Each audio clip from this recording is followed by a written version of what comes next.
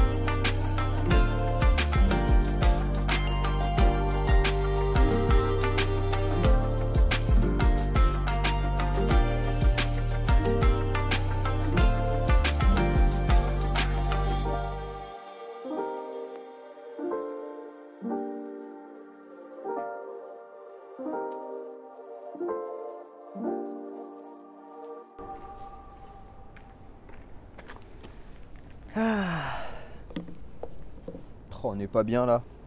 Est-ce qu'on n'est pas bien ici? Alors, comme je vous dis, on est vraiment bien. Là, je suis au calme, je suis bien. Un grand soleil, on est au mois de mars. Un petit parc. La vue en face de moi, je vais vous la prendre, je vais vous la montrer là en vidéo. Elle est juste incroyable. C'est le Japon qu'on aime, quoi. C'est vraiment ultra paisible. Et justement, en parlant de ce quartier-là, donc on se retrouve là au parc Wakamitsu, ici à Shinagata. Donc Shinagata, pour vous situer, c'est un quartier à peu près à 15-20 minutes du centre de Kobe. Je ne l'ai pas précisé lors de ma dernière vidéo, c'est vrai, il y en a qui me l'ont fait remarquer. Kobe, 1 500 000 habitants, ce qui représente à peu près, je pense, des villes comme Marseille, Lille, Lyon, en termes d'agglomération, enfin si on prend la ville plus son agglomération.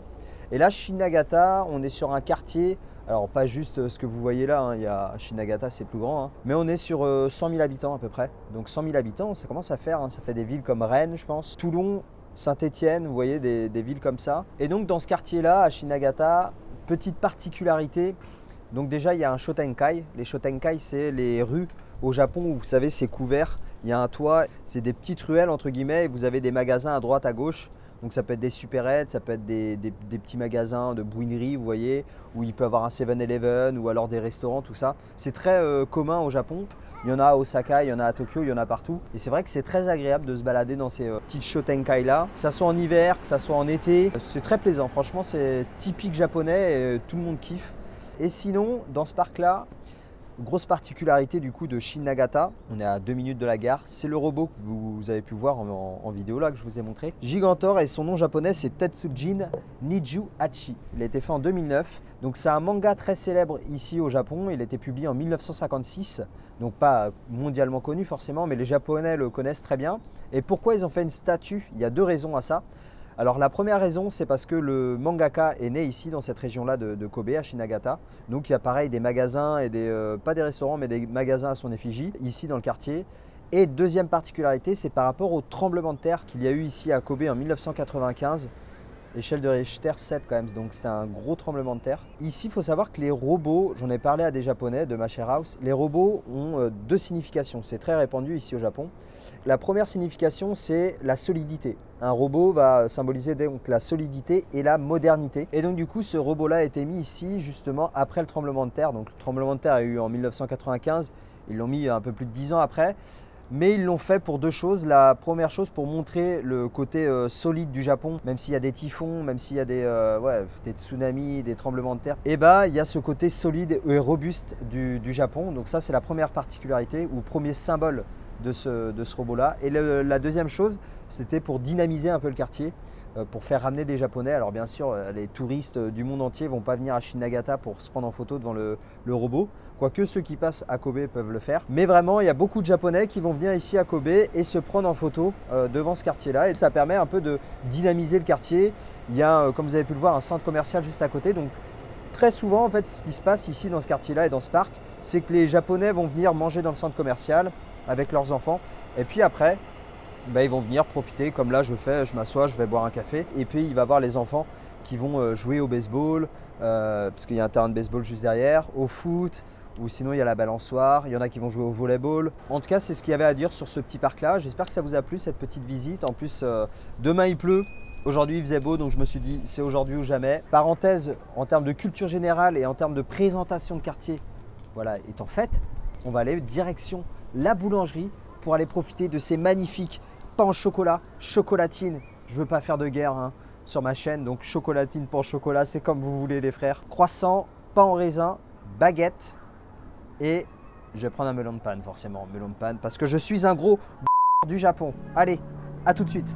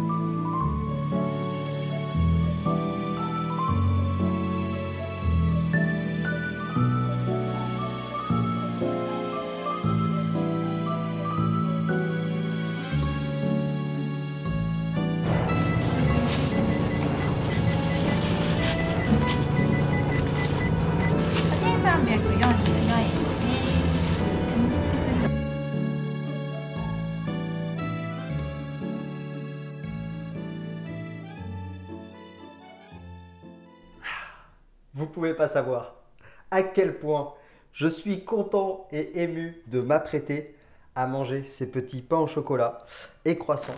Alors ce qu'on va faire, c'est que je vais vous, petite dégustation, je vais les noter d'une échelle de 1 à 10 et puis ensuite je vous dirai la somme totale que ça m'a coûté. Mais avant de commencer, petite particularité, regardez déjà, on peut voir qu'ils sont emballés sous du plastique. Alors je ne sais pas si dans des chaînes comme chez Paul, tout ça, ils font ce genre de choses là. Par contre pour la baguette de pain, je trouve ça plutôt classe. Vous voyez, ils l'ont mis dans la même chose que chez nous en fait, dans du carton là, papier cartonné à moitié. Donc ça rappelle par contre la France, donc c'est plutôt cool. Je vais essayer d'être le plus transparent possible. C'est vrai que mettre ça dans des sachets plastiques, c'est pas ouf. Mais après, tant que c'est bon, j'ai envie de vous dire, c'est pas grave. Alors avant de commencer la dégustation, j'aimerais que vous me mettez en commentaire le prix moyen, on va dire, de ce panier. Donc comme vous pouvez voir, on a bien un croissant, un pain au raisin, un melon de panne extra chocolat, un pain au chocolat extra chocolat. Il n'y avait plus en fait le pain au chocolat classique, victime de son succès visiblement. Et puis nous avons la magnifique baguette. Par contre la baguette, elle est vraiment incroyable, elle est vraiment jolie quoi. Bref, nous commençons par le croissant. Alors le croissant, vous pouvez voir que la texture est, bon, elle ressemble quand même à un croissant de chez nous. Alors il manque un peu de brillant, je vous avoue que par rapport au croissant qu'on a d'habitude, il manque un peu de brillant. Maintenant,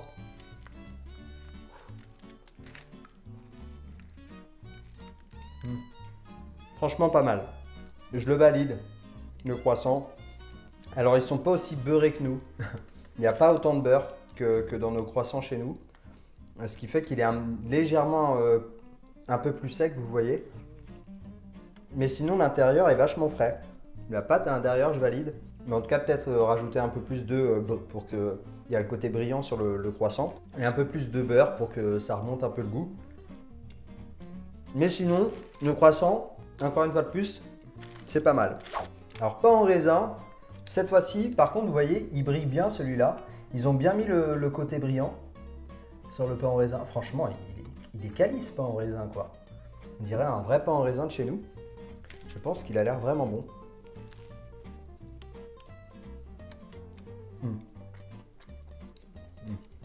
Banger. Voilà. Un pain en raisin comme on en trouve dans nos boulangeries. Hein. Franchement, très très bon. La pâte à l'intérieur est bonne. Le dessus, il y a le petit côté brillant. C'est sucré comme il faut, mais pas trop.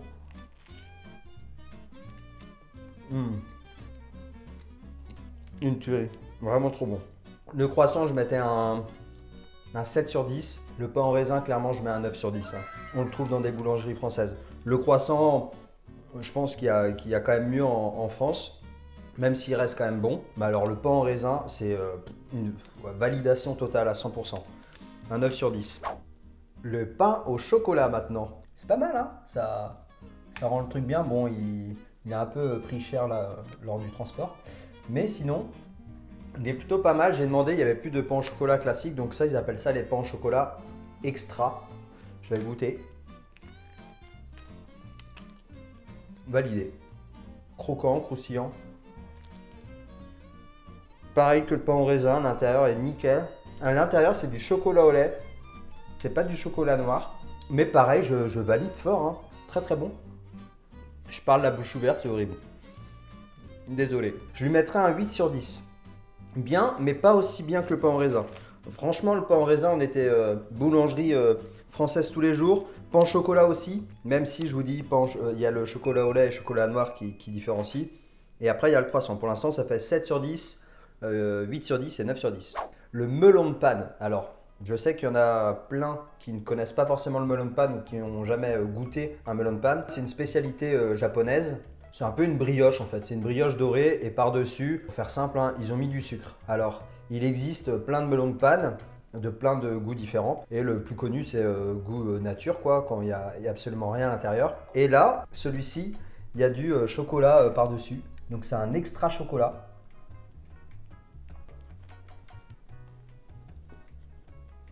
Propre. Vous voyez, à l'intérieur, il n'y a rien du tout. Mais c'est quand même... c'est moelleux, quoi. Le melon de panne est bien moelleux à l'intérieur. Normalement, c'est nature. Il y a juste le sucre, ça donne un peu de goût. Là, avec le chocolat, c'est bon. Hein. Melon de panne, franchement, très bon. Pas de point de comparaison par rapport à la France. Je vais mettre 9 par rapport au melon de panne qu'on peut connaître dans les combini. Si je me réfère par rapport au combini, ce melon de panne-là, je lui mets un 9 sur 10. Je valide fort. Alors, le pain, baguette. Regardez-moi cette baguette. Non mais, sérieux, on dirait vraiment une vraie... Alors, on habite en France, on les connaît tous ces baguettes. Tout le monde sait ce que c'est une baguette. Pour vous, c'est pas incroyable, mais je vous promets que quand on vit à l'étranger, quand on voit une baguette de pain comme ça, c'est une vraie baguette, quoi. Là, elle donne... franchement, elle donne envie. Et en termes de goût, franchement, pareil, vous la mettez dans une boulangerie, elle a totalement sa place. C'est un 9 sur 10. Elle est pas fade, elle est bonne, c'est croquant dessus. Il y a des miettes, il y a tout ce qu'il faut. Vous mettez à l'intérieur un pur beurre, du jambon ou du poulet comme vous voulez. Et puis là, vous partez au Horizon Park et vous mangez ça à la mi-temps tous les jours, les frères. Pourquoi je parle du Horizon Park?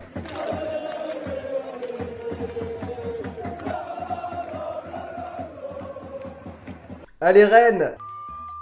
Comme pour les deux autres, c'est 9 sur 10, les trois là, donc melon de panne, pain au raisin et le pain, je leur mets un 9 sur 10. Donc en fait, la chose la plus décevante, on va dire que c'est le croissant. Et la chose, le banger par contre, je leur dis, hein, le banger c'est lui et je vais le finir. Alors le prix, à votre avis, j'en ai eu pour combien? J'en ai eu pour 1344 yens avec les charges. 1344 yens, ça nous fait du 8 €. Donc pour 8 €, j'ai eu un croissant, un pain en raisin, un pain au chocolat, un melon de panne et une baguette de pain. Alors le croissant, pour le croissant qui est bien entamé maintenant, le croissant il était à 180 yens. Donc 180 yens, ça fait 1,10 € avec le taux de change actuel.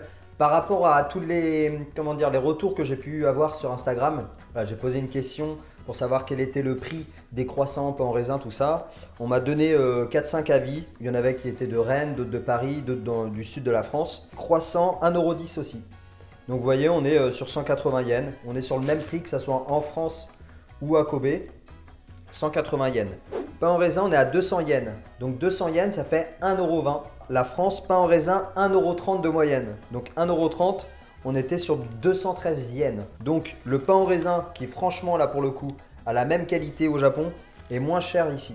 C'est un truc de ouf. Le melon de panne extra chocolat, bon là on ne peut pas le différencier. On était sur 160 yens le classique, donc 0,97 centimes. Et extra chocolat, on est sur 1,20 €, 200 yens. Le pain au chocolat classique, il était au même prix que le croissant, donc on était à 180 yens, 1,10 €. Et là, il était extra chocolat, donc extra chocolat, on était à 200 yens. Donc 200 yens, ça fait 1,20 €, sinon c'était 1,10 €. Donc pain au chocolat en France, 1,20 €, pardon. Donc pareil, on est légèrement moins cher au Japon qu'en France par rapport au pain au chocolat. La baguette, on est sur du 180 yens, donc 180 yens, encore une fois de plus, ça fait 1,10 €. Et en France, la baguette, en moyenne, vous m'avez répondu 1,20 €.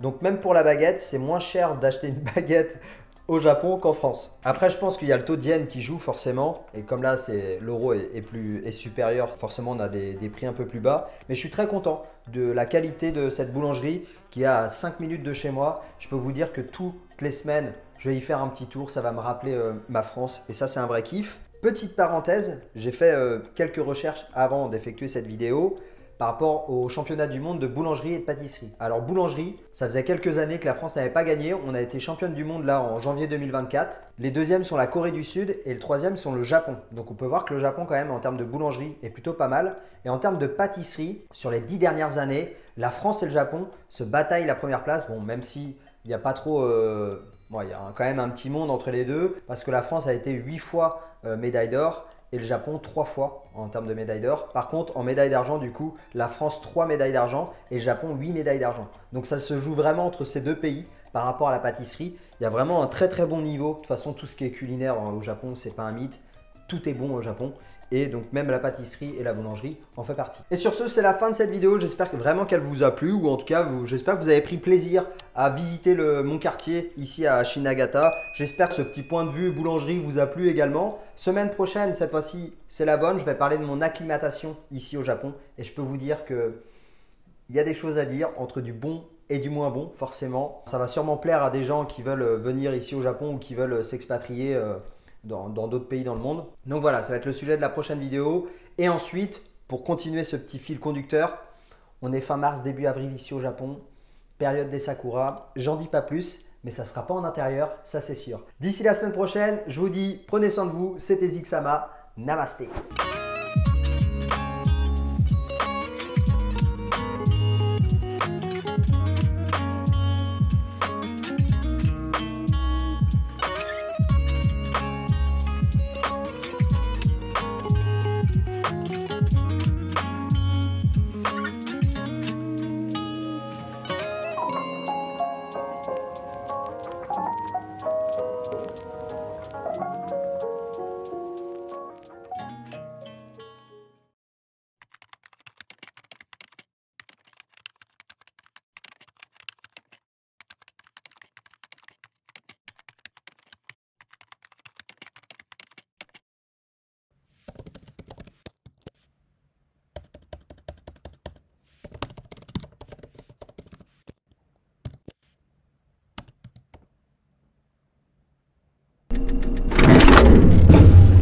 Merde.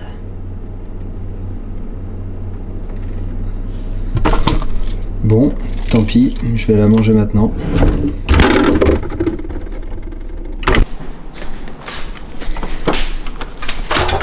Bon, Qu'est-ce que va nous donner cette petite pâtisserie? Alors je crois que je me suis trompé, c'est même pas au citron.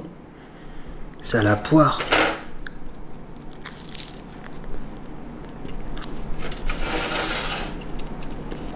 Un délice. Je lui mets 9 sur 10 et je modifie ma note par rapport au pain au raisin. Je lui mets un 10 sur 10 quand même. Parce qu'au montage, je trouve que j'ai été vraiment méchant avec le pain au raisin, que je le validais à 100%, alors que je lui mets qu'un 9 sur 10. Il fallait un 10 sur 10 dans cette vidéo, ça sera le pain au raisin. Et celui-ci, 9 sur 10. Allez, des bisous et merci de m'avoir regardé jusqu'au bout. Ciao.